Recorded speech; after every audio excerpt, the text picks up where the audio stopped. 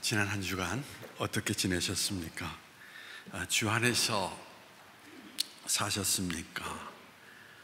이 인사말이 상투적인 것 같습니다만 신앙생활을 하는 사람은 서로 만날 때 주 안에서 잘 지내셨습니까? 라고 질문을 할 수밖에 없습니다. 주 안에서 산다라는 것은 어떤 의미냐? 하나님과 접촉 가운데 살았습니까? 라는 이야기죠. 하나님과 접촉하기 위해서 우리가 할 수 있는 것이 무엇입니까?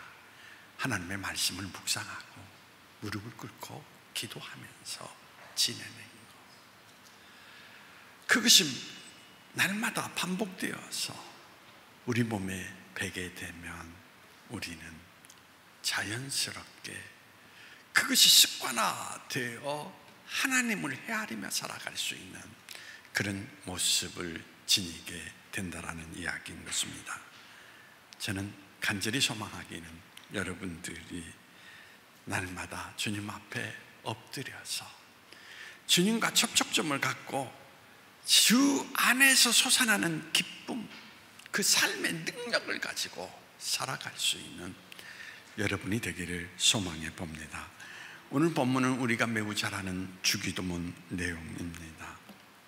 물론 시간의 말씀과 밀접하게 연관이 되어 있습니다.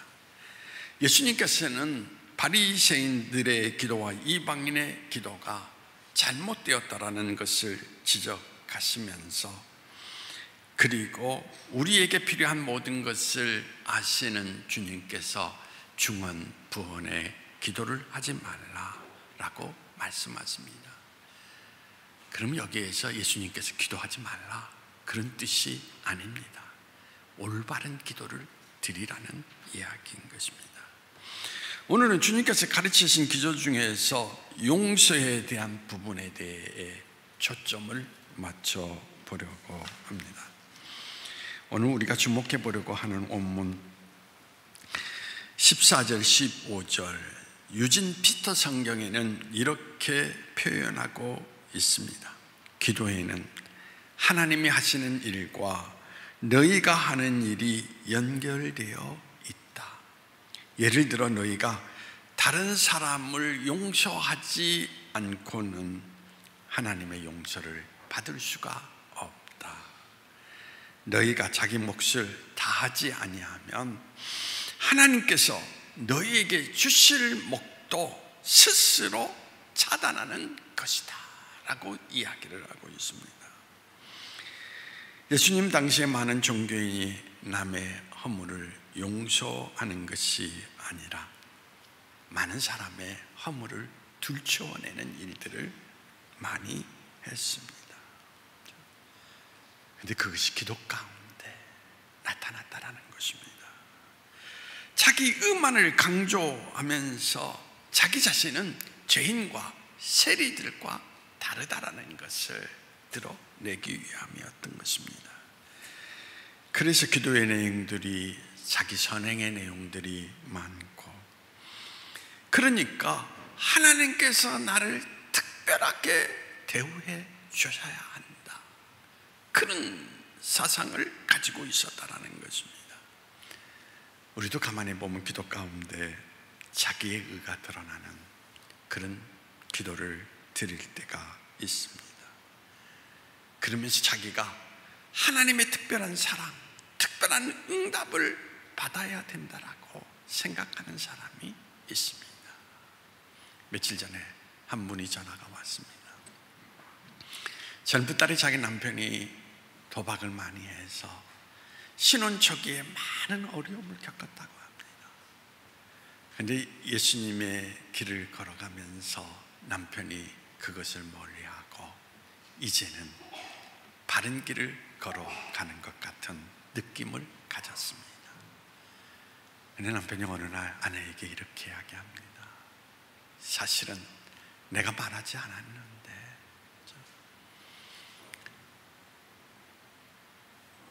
로또 복권을 전문적으로 알려주는 그런 무리들이 있는 것 같습니다. 그래서 100만 원을 주고 회원 가입을 하면 1년 동안 52주 동안 로또 복권 번호를 보내준다고 합니다. 그래서 그것을 몇 년 동안 계속했다라는 이야기인 것입니다. 부인이 난리가 났습니다. 또다시 도박에 빠지는 거 아닌가라는 생각. 그래서 당신이 로또 복권에 당첨된다 할지라도 나는 한 푼도 쓰지 않겠다. 정말 그럴까요? 그렇죠? 근데 문제는 제가 그 이야기를 하려고 한 것이 아니라 거기에 덧붙인 말이 뭐냐, 그동안 내가 열심히 성경 읽었는데 성경 읽어도 소용이 없네 라는 것이었습니다. 그래서 제가 이렇게 이야기를 했습니다. 그나마 성경을 읽었으니까 카드놀이 안 하고, 그렇죠? 화투 안 치고 그랬지, 만약에 성경도 안 읽었으면 아마 로또가 아니라 마작판에 뛰어들어서 많은 것을 잃었을 것이다. 그냥 그랬더니 그 사람이 그래요? 라고 웃으면서 생각을 바꾸게 되었는데, 거기에서 느낀 것이 뭐냐면, 나는 이렇게 기도했으니까 하나님이 이렇게 해주셔야 되지 않느냐. 그렇죠?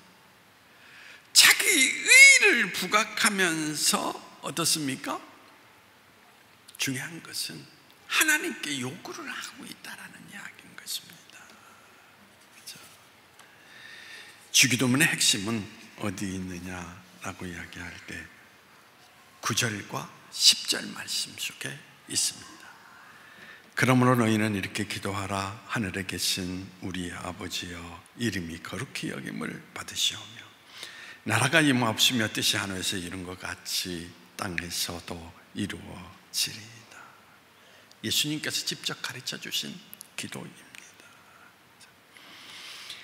여기에서 강조하는 것이, 우리가 기도할 때 하나님의 뜻과 이름이 거룩히 여김을 받아야 된다라고 이야기를 하고 있습니다. 이제 우리는 기도하면서 예수 그리스도의 이름으로 기도합니다 라고 맺음을 맺고 있는 이유를 아실 수 있겠습니까? 예수의 이름으로라는 말은 이제 기도는 끝났다, 마침보를 얘기하는 게 아닙니다. 그렇죠? 여러분, 얼마나 소중한 이름입니까? 언젠가 어떤 분이 기도하다가 열심히 했는데 마지막 예수님의 이름을 빼먹고 아멘 하고 끝을 맺은 적이 있습니다. 주님은 알파와 오메가가 되시는 분이십니다. 시작할 때에도 주님의 이름으로 기도하지만, 그죠? 하나님의 뜻을 구하지 않는 기도는 의미가 없기 때문에 주님께서 이것을 말씀하고 있는데, 예수의 이름이라는 것을 우리가 말하는 것은 어떤 의미가 있느냐? 예수의 이름으로 새 생명을 얻었고, 예수의 이름으로 우리는 하나님을 만났고, 예수의 이름으로 우리는 하나님의 백성이 되었다라는 것을 기도 마지막 마무리를 하면서 다시 한번 고백하는 것, 거기에 의미가 있다라는 것입니다. 기도가 필요한 이유, 하나님의 도우심이 필요한 이유가 무엇입니까? 우리의 선택이 언제나 불완전하기 때문인 것입니다. 범브란트 목사님의 승리하는 신앙이라고 하는 책 가운데 예화 하나를 소개하겠습니다. 한 랍비가 유대인 세 사람에게 질문을 던진 내용입니다. 길을 가다가 돈을 발견했습니다. 첫 사람에게 묻습니다. 당신은 어떻게 하겠습니까? 그랬더니 첫 사람은 이렇게 이야기합니다. 솔직하게 저는 아이들도 많고 가난합니다. 그래서 그것을 나의 것으로 삼겠습니다 라고 이야기를 했습니다. 그때 랍비는 이렇게 이야기합니다. 당신은 도둑놈입니다 라고 말합니다. 두 번째 사람은 이렇게 이야기합니다. 주인을 찾아주겠습니다 라고 말입니다. 그랬더니 랍비가 하는 말이 뭐라고 얘기하느냐?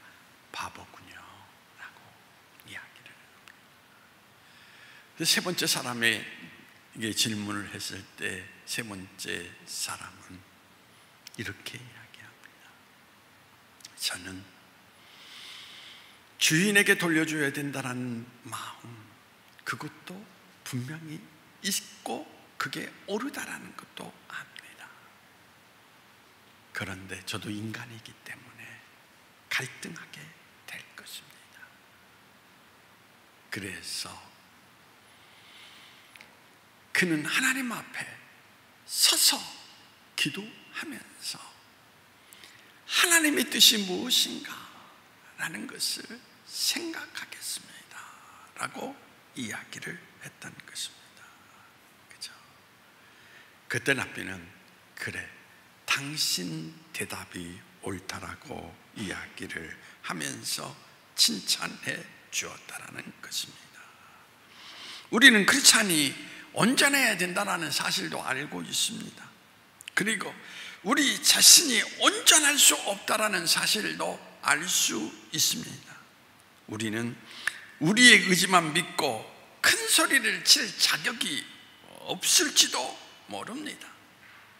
오직 순간순간마다 하나님의 뜻이 무엇인가 기도로 그것을 구하며 살아가는 것이 신앙의 삶이라고 말할 수 있는 것입니다.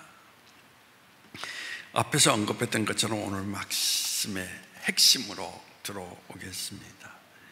마태복음 6장 12절에서 15절에 우리가 우리에게 죄 지은 자를 사하여 준 것 같이 우리 죄를 사하여 주옵시고 우리를 시험에 들지 말게 마시옵고 다만 악에서 구하옵소서. 나라와 권세와 영광이 아버지께 영원히 있사옵나이다. 아멘. 또 14절에 너희는 사람의 잘못을 용서하면 너희 하늘 아버지께서도 너희 잘못을 용서하시려니와 너희가 사람의 잘못을 용서하지 아니하면 너희 아버지께서도 잘못을 용서하지 아니하시리라. 사실 우리가 신앙생활 하지만 가장 어려운 게 뭡니까? 사랑한다라는 거, 용서한다라는 거 아닙니까? 그렇죠? 결국 우리는 언제나 사랑도 용서도 늘 어디에 매여 있습니까? 자기 자신에 매여 있다라는 이야기인 것입니다. 용서한다라는 것은 무엇인가? 누군가에게 양보해 준다라는 뜻이 아닙니까? 누군가의 잘못을 못 본 척 그냥 지나가는 것, 그게 아니라는 이야기인 것입니다. 상처를 준 사람과 친구가 되라는 것도 아닙니다. 자기 자신을 위해서 털어버리는 것입니다. 다시는 그 잘못된 일들에 곱씹지 말고, 그죠?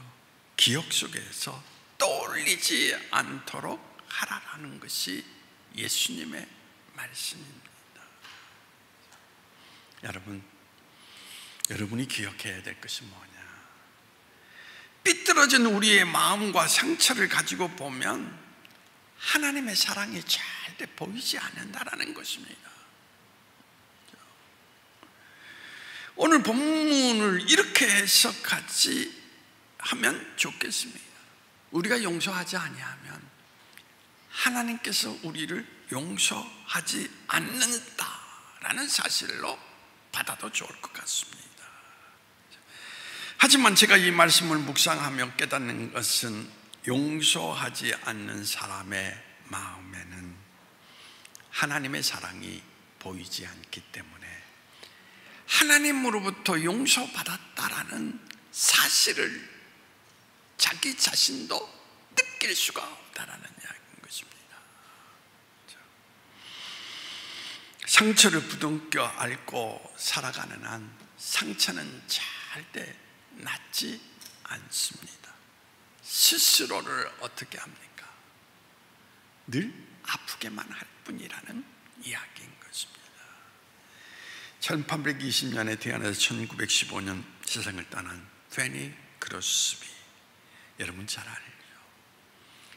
아마 제가 이전에 이 예화를 썼는지도 모르지만 8살 때 안과 의사의 잘못으로 인해서 양 눈을 잃어버려 맹인이 되었습니다.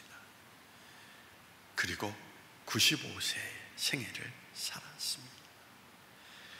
그분이 생애를 떠날 때까지 주옥 같은 문장으로 수천 편의 찬송시를 썼습니다. 그렇죠? 그런데 37살 되었을 때에 자기 눈을 실명시킨 안과 의사에게 편지를 보냅니다. 선생님 정말 감사합니다.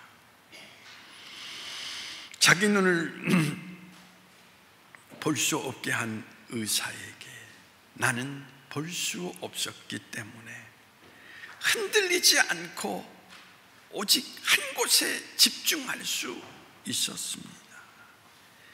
육신의 눈이 안 보이기 때문에 그리스도께 대한 흔들리지 않는 믿음을 갖고 소망 속에 살아올 수 있었습니다. 만일 나도 남처럼 볼 수 있었다면 이토록 아름다운 시를 만들 수가 없었을 것입니다. 여러분, 참으로 놀라운 용서의 글이 아닙니까? 자기 눈을 멀게 한 안과 의사를 용서한 크로스비, 하나님은 세계의 역사를 밝히는 빛을 그 사람에게 준 것을 찾아볼 수가 있습니다. 여러분, 우리가 신앙인이지만 여러분은 어떻습니까? 아마 여러분 가족 중에 누군가 안과의 의사의 실수로 실명을 당했다면 소송을 걸 것입니다. 그렇지 않습니까? 용서보다는 어떻게 하든지 보복하려고 하고 보상을 받으려고 할 것입니다. 그렇죠?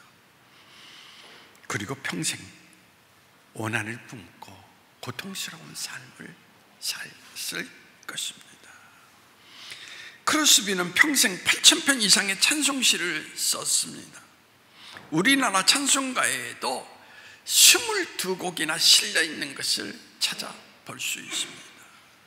용서는 우리를 어두움에서 벗어나 빛의 사람으로 인도하는 길이 된다라는 것입니다.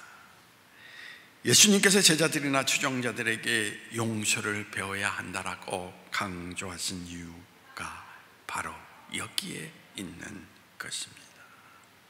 용서와 행복은 함께 손을 잡고 간다라는 이야기인 것입니다.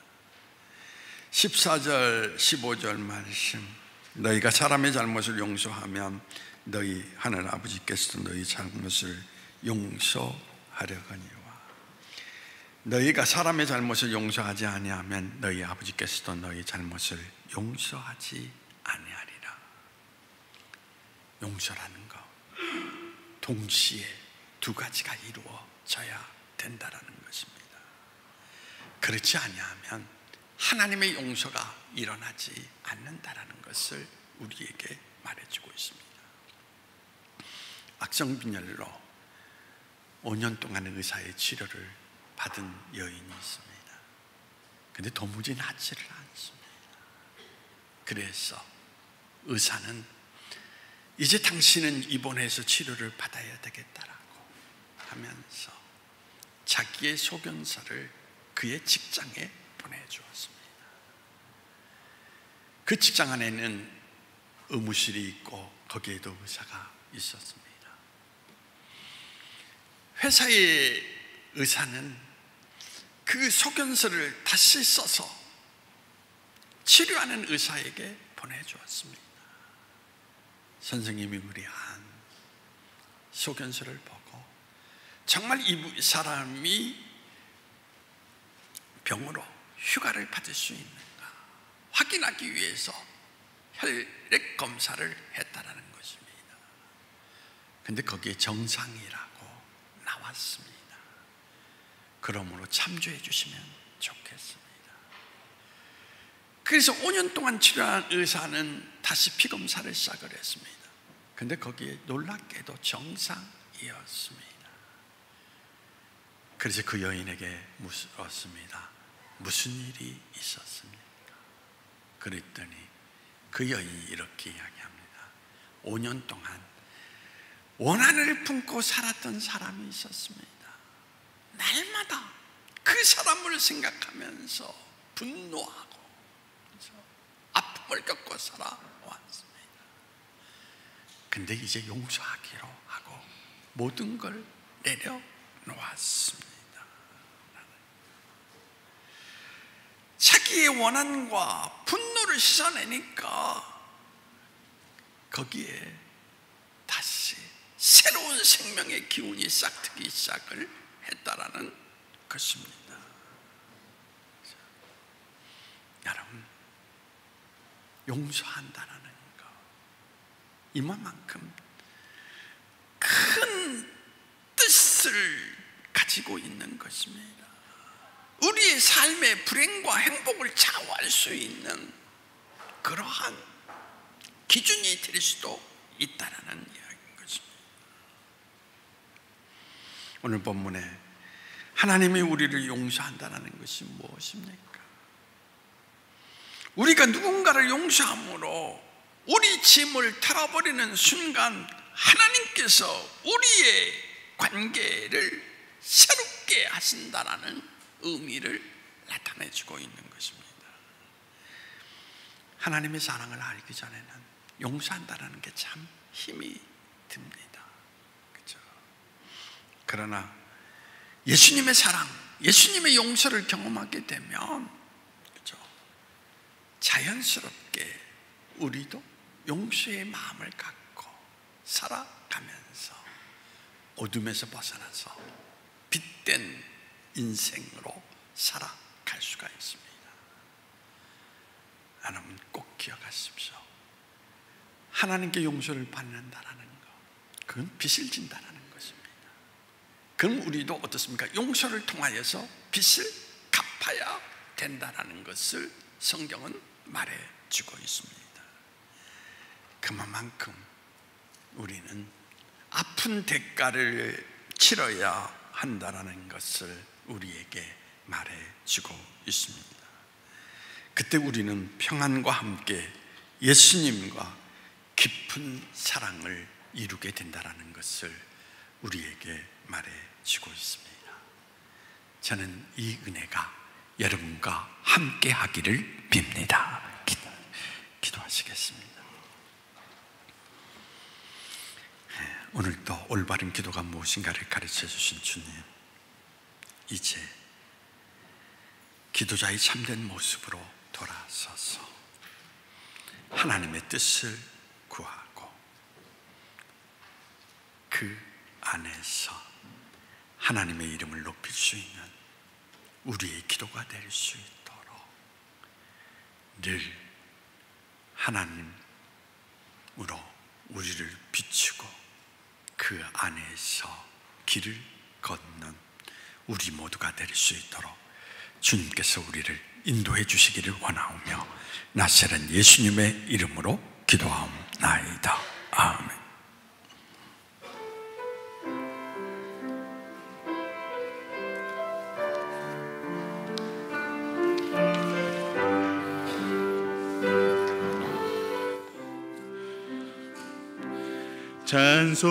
찬송하라 하시며 내 입술을 열어주신 주,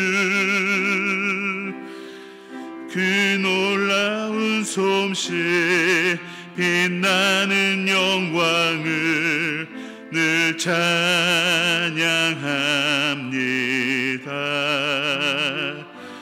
인생의